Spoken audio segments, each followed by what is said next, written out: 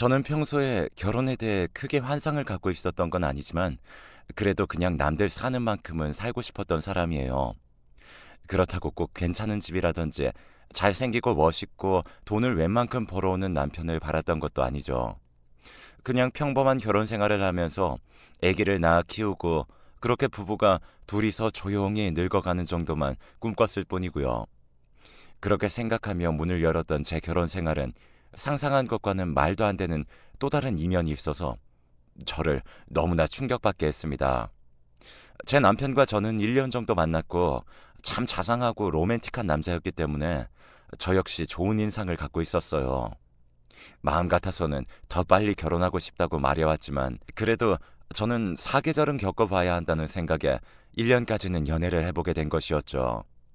이때 사실 남편이 저에게 밝혀왔던 사실이 있었는데 그걸 듣고 고민이 좀 많이 되긴 했어요. 저는 그때 20대 중반이었고 남편은 이제 막 서른이 되었는데 본인이 첫 결혼이 아니라는 겁니다. 듣고 너무나 놀라서 이 연애를 계속해도 되는 것인지 너무 망설이게 되었어요. 우리는 그렇게 많은 만남을 가진 상태는 아니었기 때문에 저도 고민이 되더라고요. 그리고 차라리 이렇게 일찍 말해준 모습을 보니 그만큼 이 남자가 진지하다는 것 정도는 알 수 있었죠. 첫 만남부터 제 눈에 들어왔던 사람이었고 이런 말을 들었다고 해서 바로 알겠다고 그럼 우리는 여기서 제 갈 길을 가자는 말을 할 수가 없겠더라고요. 결국 저희 부모님께는 말하지 않고 저와 이 사람만의 비밀로 하기로 한 뒤에 그대로 교제를 이어나가게 되었습니다. 그리하여 1년이 좀 지나서 결혼식을 올리게 되었는데요. 그 당시까지만 해도 저는 이 정도까지의 상황에 우리가 알고 있는 분명한 현실이라고 믿고 싶었어요. 남편도 아마 그럴 수 있으리라고 믿었던 것이었던 거고요. 이후 그 여자가 나타나서 모든 것을 다 뒤엎고 난장판을 쳐놓기 전까지는 말입니다. 지금 생각해보면 시부모님도 이미 저와 남편이 다 협의가 되었으니 말을 안 하셨던 것일 것 같기도 해요. 그리고 역시나 제 남편처럼 두 분도 나중에 새로운 사실이 밝혀질 리가 없으리라고 생각하셨을 거고요. 그런데 상황은 그렇게 쉽게 흘러가지 않았고 결국 제가 다 알게 되어버리는 상황으로 이어지게 되었답니다. 이게 다 무슨 말이냐면 그렇게 결혼식을 올린 뒤에 우리는 행복한 한 때를 보내다가 2년 차가 될 무렵 아기를 임신하게 되었어요. 다들 너나 할 것 없이 너무나 기뻐했죠. 시부모님 역시 너무나 좋아해 주셨고 우리 집에서는 하나밖에 없는 딸이 임신을 했으니 이만한 경사가 없었고요. 그렇게 그냥 모든 흐름이 이어지면 되는 것이었습니다. 그러나 그날 저녁 그 여자가 시댁에 나타나면서 모든 게 엉망진창이 되어버렸어요. 우리가 밥을 먹으면서 하하호호 떠들고 있던 날 노을이 예쁘게 지고 있던 그 저녁 집으로 다짜고짜 찾아와서 문을 흔들어대던 그 여자는 남편의 헤어진 전처였더군요. 왜 갑자기 나타나서 이 난리를 치는 것인지 밥을 먹다가 그 소리를 듣고 놀라서 눈이 휘둥그레진 저만 빼고 남편과 시부모님 모두 당황스러워 어쩔 줄 몰라 하는 얼굴이었어요. 이윽고 남편은 고개를 푹 숙이더니 모든 걸 체념한 얼굴로 급히 문 쪽으로 뛰어가더군요. 술 마신 듯한 여자의 찢어지는 목소리하며 그걸 밀어내고 고성을 지르는 남편하며 그 자체가 본 적이 없는 광경이었고 제 환경 안으로 들어와서는 안 되는 일이었어요. 자리에서 일어나지도 못한 채 불안한 표정을 짓고 있었던 저를 두고 어머니는 그냥 자리에 앉아있으라고만 하고 나오지 못하게 하셨죠. 아버님은 씁쓸한 얼굴로 나가셔서 담배를 태우고 계셨고 한창 소동이 일어난 뒤에 남편이 벌개진 얼굴을 하고 숨을 몰아쉬고 있더군요. 그 여자는 간 것 같은데 남편의 표정은 매우 침통해 보였어요. 너무나 불안하고 찝찝한 마음 그리고 두려운 마음이 있어서 그런지 차마 제대로 된 상황을 묻기도 어려웠던 저에게 이상한 형체 하나가 보였어요. 현관에 넋나간 듯 서 있는 남편의 뒤로 희미하게 웬 형체가 서 있는 것이었죠. 아주 자그마한 게 말이에요. 내가 불안해서 뭘 잘못 본 건가 해서 다시 봤는데 그 순간 어머니가 제 어깨를 감싸 안으시면서 안방에 들어가 있어 라고 하시는 거예요. 그런데 저는 그걸 마다하고 다시 앞으로 움직였는데 글쎄 남편 뒤에는 웬 여자아이가 남편의 바지를 붙들고 서 있는 것이 아니겠어요. 저도 모르게 아무 말이나 막 쏟아져서 말 같지도 않은 질문을 했던 것 같습니다. 여보, 그 애는 누구예요? 웬 애예요? 제가 이 질문을 하면서도 뭔가 이해가 되지 않고 무서운 마음이 들었는데 이 뒤에 보이신 어머니의 반응에 뭔가 그 상황을 더 확인시켜주는 것 같았어요. 제가 이 말을 건네자마자 어머니는 아이고 하면서 그 자리에 주저앉으시더라고요. 저는 어머니를 일으켜드릴 여력도 없는 상태로 남편에게 반복해서 물었어요. 여보, 그 아이 대체 누구예요? 대답 좀 해봐요. 남편은 그대로 현관에서 신발도 벗지 못한 채 자기를 꼭 잡고 있는 그 아이의 손을 잡은 채로 그냥 벌벌 떨 뿐이었어요. 저 어머니, 이 애기 누구예요? 말씀 좀 해주세요. 어머니는 아세요? 나중에 지나보니 이게 얼마나 멍청한 소리를 한 건지 알겠더군요. 다들 어른 마냥 굳어서 누구 하나 제대로 된 목소리를 내지 못하고 있다가 한참 시간이 지나 쥐가 날 것처럼 굳은 몸을 겨우 움직이면서 조금씩 살아있는 티를 내었어요. 일단 남편 옆에 우두커니 서 있던 그 여자아이도 한참을 그렇게 오래도록 있기는 힘들었던 것 같고요. 결국 천천히 몸을 움직여 신발을 벗은 남편이 여자아이의 신도 벗겨서 집 안으로 데리고 힘없이 들어오더군요. 이때 알 수 없는 본능이 이미 저에게 답을 가르쳐주는 것 같았어요. 저 아이는 아무래도 남편의 아이인 것 같다는 느낌을 지울 수가 없더군요. 쓰러져서 눈물만 말없이 흘리고 계신 어머니며 남편의 비통한 얼굴이며 똑같이 저를 보고 겁에 질려 눈물을 머금고 있는 저 아이며 다 저만 빼고 알고 있는 듯 했어요. 몇 분 더 지나 자리에 앉아서 남편이 겨우 입을 열었는데 결국 제가 상상한 내용이 맞더군요. 저는 이후부터는 눈을 완전히 감고 절대 뜨지 못한 채 10여 분간 이어지는 남편의 설명을 듣기만 할 뿐이었어요. 알고 보니 이혼한 전처와의 사이에서 아이가 있었던 것입니다. 제가 알기로는 전처가 바람을 피워서 일방적으로 나가버렸고 그 후에 이혼 절차를 밟았다고 들었는데요. 아이가 있다는 사실은 전혀 확인하지 못했어요. 생각해보니 왜 그런 것에 대해 집요하게 묻지 않았을까 싶기도 하고 전처에 대해서 매우 좋지 않은 얼굴로 추억하며 대노했던 남편을 보며 당연히 이런 것과는 연관이 없다고 생각했던 것이겠죠. 이후로 며칠간을 홀로 독한 마음을 품기도 하고 나쁜 생각도 일순간 스쳐 지나가기도 하고 남편을 너무 사랑하고 있었기에 그만큼 더더욱 증오심이 들기도 하고 이러다간 절대 맨정신을 유지하기 힘들겠더군요. 그때 점점 말라가는 저를 보며 남편은 이렇다 소리도 못하고 그냥 매번 편지만 적어두고 나가면서 저에 대한 미안함과 죄책감에 대한 말을 표현할 뿐이었어요. 얼마간의 냉전을 지나 남편을 앉혀놓고 진지하게 말하게 되었는데 저도 남편의 생각을 들어보고 뭔가를 결정하던지 해야 할 것 같아 물꼬를 튼 것이었죠. 이 사람의 진심을 들어보고 아주 조금이라도 나쁜 의도가 있었다면 그냥 결혼 생활을 정리하자, 애를 혼자 낳아서 키우자 하는 생각을 갖고 말입니다. 하지만 이때 얘기를 들어보니 정말 저는 더 헷갈리게 되어 판단을 하기 힘들어졌어요. 이게 거짓말 같지는 않았던 게 그때 남편도 너무나 놀라고 경악을 금치 못하는 상태로 그 아이를 받아안게 되었거든요. 전처가 나가는 와중에 본인이 아이를 키우겠다고 일방적으로 데려가 버렸기에 본인도 그때 상처가 꽤 컸던 것 같아요. 그래도 억지로 잊으려고 하고 있었고 저를 새로 만나고 난 뒤에 가정을 꾸릴 생각을 했으며 설마 다시 그 아이를 만나볼 일이 있을 거라 상상을 할 수 없었던 것이죠.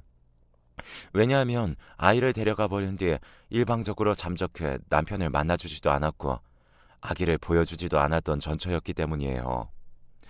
그런데 어느 날 갑자기 이렇게 나타나 버려서 자기 마음대로 애를 놓고 그 길로 사라져 버린 것입니다. 그러니 그날 본인도 충격이었을 테고 저에게 이렇다 저렇다 설명을 하면서 본인도 미친 듯이 괴로웠던 것 같아요. 여기까지가 남편의 말이고 이후에 결정을 어떻게 해야 하는지는 오로지 제 선택에 따르겠다고 하더군요. 이후로 저는 또 며칠 생각할 시간을 달라고 했고 남편 역시 괴로운 얼굴로 알겠다고 했어요. 이대로 이혼을 해야 하는 건지 아니면 그 아이를 고아원이건 어디건 보내던지 이런저런 생각들이 들었어요. 그런데 참 다시 생각해도 제가 왜 그런 판단을 했던 것일까요? 제 뱃속에 아이가 있어서 그랬던 것인지 이 아이와 함께 살면서 이혼을 하고 혼자 아빠 없는 아이로 키우겠다는 상상을 해서 그랬는지 그 얼굴도 잘 모르는 전처가 남기고 간 아이가 또다시 버려진다고 생각하니까 이 또한 가슴이 갑갑해지더군요. 그러고 보면 저도 참 한심한 여자예요. 이혼을 한 남자를 만나서 그 사람에게 아이가 있었던 것도 모른 채 임신한 주제에 내 코가 석자인데 그 와중에 뭘 남이 낳아놓은 아이 걱정까지 새삼 했었는지 말이에요. 저도 딸을 낳았지만 나중에 딸이 이런 걸로 고민한다면 한심한 소리 한다며 등짝을 때렸을지도 모르는 일입니다. 그런데 그때 남편의 스치듯한 이야기가 있었는데 그 말이 왠지 모르게 자꾸 자다가도 생각이 나고 제 발목을 잡는 것이었습니다. 전처가 바람 피운 남자랑 함께 살면서 딸아이를 데리고 있었던 모양이야. 그런데 그 남자가 저 아이를 어디 버리고 오라고 했나 봐. 알고 보니까 전처가 없을 때 아이를 때리기도 하고 무섭게 굴었는지 애가 많이 불안해 보이더라고. 그런 상황에서 또 정신없는 전처는 파란남 남자를 선택하기로 한 것이었대. 자기 배 아파서 낳은 딸애를 갖다가 다시 전 남편에게 보내버리고 사라진 것이었고, 겨우 기억을 되돌려보니 그때 남편 뒤에 있었던 그 여자아이는 매우 혈색이 좋지 않았고 두려움에 가득 찬 표정을 하고 있었어요. 자기 엄마한테 가서 사랑을 받고도 모자란 아이일 텐데 기껏해야 3, 4살 되어 보이는 아이였을 텐데 얼굴도 우둘투둘한 상처도 많고 옷도 허름하고 지저분한 것을 입고 있었거든요. 전처와 그 남자로부터 학대를 받았고 친엄마라는 작자는 자기 딸을 보호해주지 못할 망정 남자에게 미쳐가지고 딸을 버리다니. 여기까지 생각만 했는데도 머리가 아파오고 너무 힘들었어요. 아이는 너무 안 됐는데 왜 내가 이런 것까지 생각을 해야 하는 건지, 나와 내 아이와의 삶을 상상하기만 해도 앞으로 갈 길이 멀고 계획이 많은데 말이에요. 하지만 제가 기존에 하던 일이 유치원 교사라 기존의 선생님으로서 아이들을 대할 때도 종종 저렇게 가정에서 학대당하는 아이들을 많이 봤어요. 그래서 이제 특징적인 것들이 더 눈에 보였고 아이들을 유독 예뻐했었기에 그런 아픔들이 더 잘 보여서 편치 않았습니다. 이제 앞으로 어떤 생활을 하며 살아야 하는 건지, 솔직히 그때는 제가 교사였고 엄연히 남과 남의 관계였기 때문에 유치원이라는 공간 안에서 그들의 부모로부터 아이를 보호할 수 있었어요. 그때도 아마 그 부모들이 그 아이를 저보고 키우라고 했다면 저는 엄두를 내지 못했겠죠. 보호기관에 보내던지 고아원 쪽으로 연결해주는 일을 할 수 있는 게 전부였을 거예요. 그런데 결혼을 해서 가정을 꾸리고 아이까지 가진 몸으로써, 그것도 사정이 딱한 그냥 남의 집 아이가 아니라 내 남편과 관련 있는 아이로 마주하게 되니 이때 정말 견딜 수가 없더라고요. 나라는 인간이 느끼는 한 동정과 그리고 한편으로는 말할 수 없이 가혹한 잔인함 등 죄책감까지 계속 이어졌어요. 아이가 불쌍하긴 했지만 엄연히 나에게 있어서는 나를 스트레스받게 하는 존재. 그러니 떨어뜨려 놔야만 한다. 그래야 나와 지금 뱃속의 내 아이가 살아갈 수 있다. 등등 많은 생각들이 오갔죠. 더군다나 남편은 선택을 제가 하도록 했기 때문에 차라리 뭔가 하나라도 본인이 결정하겠다고 우겨댔다면 더 빠르게 선택했을 텐데 너무 어렵더라고요. 이때 너무 스트레스를 받아서 임산부의 몸으로 위험까지 앓고 약도 못 받은 채 끙끙 앓기만 했고, 남편 역시 식음을 전폐하고 같이 쭉 말라가는 걸 보니 이 시간이 더 길어지면 안 될 것 같았어요. 이때 굳이 그럴 필요가 없었는데 저는 정말 미친 척 남편과 함께 시댁에 가보기로 했어요. 내가 진짜 미쳐도 단단히 미쳤구나. 뭔 대단한 성인이 납셨다고 그 애를 들여다보러 가는 건가 싶었는데요. 일단은 보자는 마음으로 가긴 했지만 시댁에 들어서고 그 아이를 돌보고 있던 어머니의 모습을 보니 다시 왈칵하면서 서러움과 분노가 밀려 들어오긴 하더군요. 다 나를 속이고 우롱하나 하는 생각에 일시적으로 밀려왔다가도 그간 계속 괴로워하면서 생각했던 것들, 남편으로부터 들었던 설명들을 생각하니 또 마냥 미워할 수만도 없어서 복잡해졌어요. 어머니는 저를 볼 면목이 없으셨는지 계속 고개를 숙이셨고 그 앞에 안겨있던 여자아이는 저를 빤히 보더군요. 처음 봤을 때보다는 혈색이 조금 나아지긴 했지만 여전히 아이가 표정도 어둡고 힘도 없어 보였어요. 일단 저는 앞으로 가 앉아서 그 아이에게 그냥 평범하게 말을 걸었어요. 제가 유치원에서 그 또래의 아이들을 대하듯 말입니다. 이름이 뭐니? 몇 살이니? 하고 말을 걸었는데 아이가 한참 뜸을 들이고 눈치를 보다가 조금씩 대답하더군요. 그러면서 잠깐 사이를 두었다가 정말 시덥지 않은 이야기들을 습관적으로 늘어놓게 되었어요. 흔히 유치원에 새로운 아이가 왔을 때 낯을 트고 정을 들이게 하려고 하는 교사로서의 행동을 하게 된 것이었죠. 아이는 그렇게 자기 이름은 희원이고 4살이라면서 떠듬떠듬 말을 떼면서 얘기를 했어요. 저는 이때 뭐라고 말해야 할지 몰라서 저를 선생님이라고 소개하게 되었답니다. 이모라고 하거나 뭐 달리 말하고 싶은 수식어가 딱히 없었기에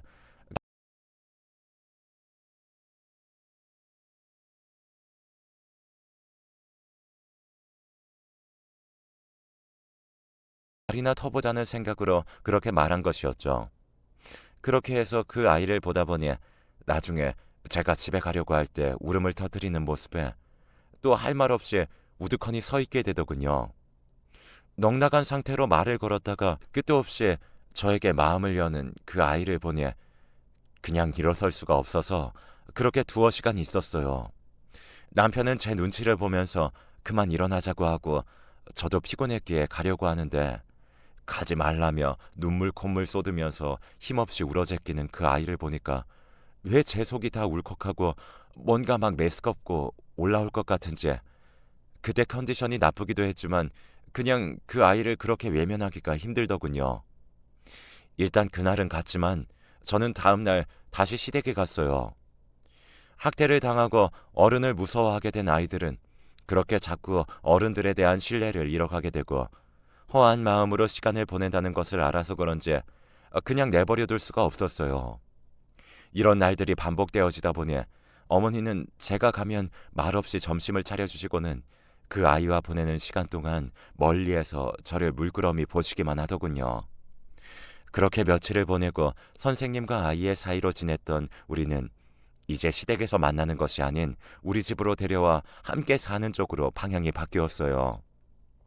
데려오자고 하는 저의 말에 남편은 아무 말도 하지 못했고 어떤 반응도 하지 못했어요. 저는 반복해서 계속 말했고 그 이상 서로 더 어떤 것도 묻지 않은 채 그렇게 아이를 데려와 함께 시간을 보내게 되었습니다. 그 아이 희원이라는 이름을 갖고 있었던 아이는 그냥 그 이름을 그대로 불러주기로 했어요. 자기가 기억하고 있는 이름이기에 저와 가족이 되었다고 해서 딱히 바꿔주고 싶진 않았거든요. 저는 그냥 뭐에 홀린 듯 애를 데리고 와서 같이 지내게 되었고 막달이 되어가고 배가 불러오는 동안에도 그냥 그렇게 별 생각 없이 심각한 어떤 무게감도 없이 지내게 되었어요. 예상한 이상으로 희원이는 저를 잘 따라주었고 제가 아기를 낳을 무렵에는 선생님이란 호칭이 아닌 엄마라고 부르도록 얘기를 해주었답니다. 그런데 그게 입에 잘 익히진 않았는지 엄마라고 했다가 선생님이라고 부르기를 계속 왔다 갔다 하더군요.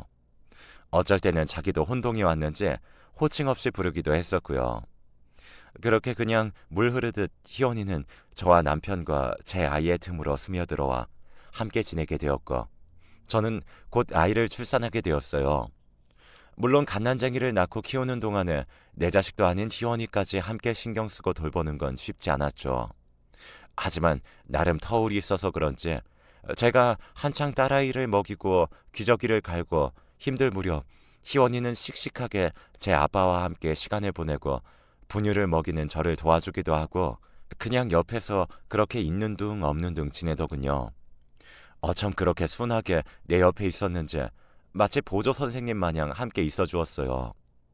그렇게 키워가는 동안 이 집의 둘째이자 제 딸인 유진이는 태어나는 순간부터 자기에게는 당연히 언니가 있다고 생각하면서 자랐고 친언니가 아니라는 사실은 거의 모른 채로 자라게 되었어요. 저와 남편 앞에 어떠한 제대로 된 절차도 없이 희원이는 우리 집의 큰딸로, 그리고 유진이는 둘째 딸로 이렇게 자매를 키우는 네 식구가 되어 살게 되었던 것인데요. 둘을 키워가는 동안 저는 꽤 힘들긴 했지만 희한하게 애들이 저를 속썩인 적은 없었던 것 같아요. 어느 정도 키워놓고 제가 다시 어린이집 교사로서 복귀해서 원장을 준비하며 일하는 동안에도 딸들은 둘이서 서로 의지하면서 잘 자라주더군요.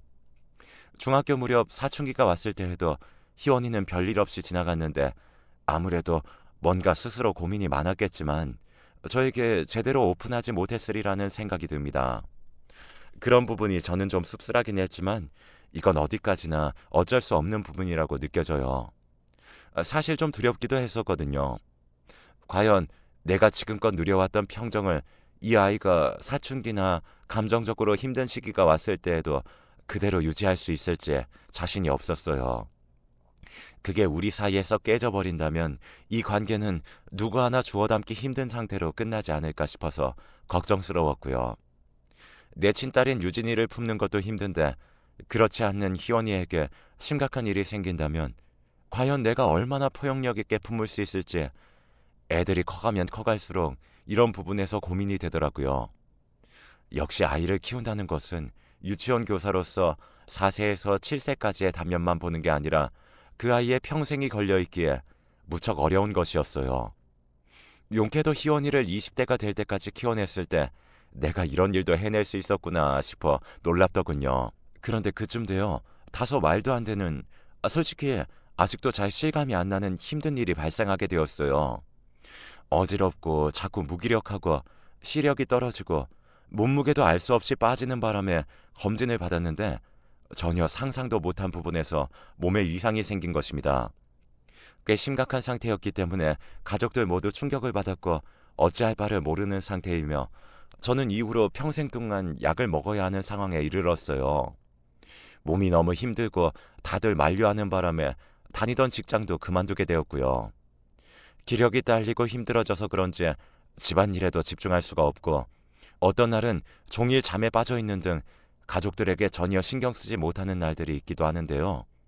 이게 컨디션이 일정하지 않고 자꾸 뒤죽박죽이다 보니 내 몸 하나 마음대로 할 수 없는 날이 오게 된 것에 무척 절망적인 기분이 들기도 합니다.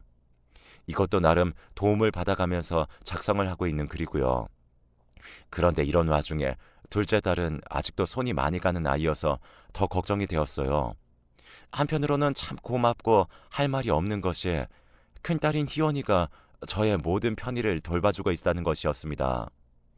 대학생으로서 본인도 할 일이 많을 텐데 고등학생인 자기 동생을 챙겨주기도 하고 저 대신 아침이나 저녁상을 차려서 신경 써주기도 하고 저를 데리고 병원을 부지런히 오가는 등 꽤 신세를 지고 있어요. 저에게 별다른 말은 하지 않았지만 제가 아프다는 사실을 알게 된 이후부터 이렇게 하기로 마음먹었다고 하더군요. 사실 희원이는 말이 많지 않은 편이고 자기 속내를 크게 티내는 성격이 아니었기에 저는 늘 마음을 쓰면서도 우리 안에 뭔가 깊은 것을 나누지 못했다는 생각을 해왔어요. 그러면서도 되도록 이런 것들을 티내지 않으려고 애썼고 맡아서 키우기로 마음먹은 이상 희원이나 유진이 모두 동일하다는 인식을 계속 일깨우며 나름 노력했습니다. 그것이 제대로 전달되었다면 좋겠지만 그렇지 않을 수도 있을 것 같아서 늘 희원이의 생각을 알게 되고 묻는 것을 두려워하기도 했고요. 그렇기에 우리 사이에 오고 간 말들이나 마음이 딱히 있는 건 아니지만 제가 이렇게 아프고 힘들어지는 동안 말없이 마음을 써주고 움직여주는 희원이를 보면 참 뭐라고 말해야 할지 모르겠어요. 얼마 전 제가 밤중에 일어날 수가 없어서 뒤척이다가 다시 주저앉았던 적이 있는데 남편도 놀랐고 유진이 역시 울고불고 난리도 아니었지만 희원이가 제 손을 잡고 끄끄 소리를 내며 우는 걸 보니 왜 그렇게 저도 눈물이 터져 나왔던 걸까요?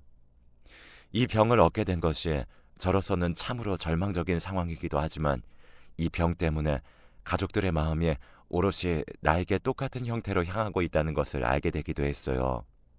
특히 희원이가 이렇게 지극정성으로 저를 보살펴주고 보호자 역할을 해낼 줄은 몰랐기에 남편이나 둘째 딸 유진이 모두 희원이에게 고마워하고 있어요. 그간 희원이와 어떻게든 보냈던 시간들이 이렇게 저에게 되돌아와서 힘이 되어주고 지탱해줄 줄은 정말 전혀 몰랐습니다. 엄마를 이렇게 도와줘서 고맙다는 말을 용기 내어 입 밖으로 내었을 때도 말없이 그냥 씩 웃기만 하는 희원이를 보면 그날 우리가 처음 마주했던 날들이 자꾸 머릿속에 떠올라요. 유독 그날이 떠오르고 제게 많은 생각을 하게 만들었기에 이 느낌을 그대로 남기고 싶은 마음에 이렇게 사연을 보내게 되었습니다. 가끔 마음이 약해질 때도 있지만 제가 지금 누리고 있는 것들을 보며 힘을 내려고 합니다. 제 이야기를 들어주셔서 감사합니다.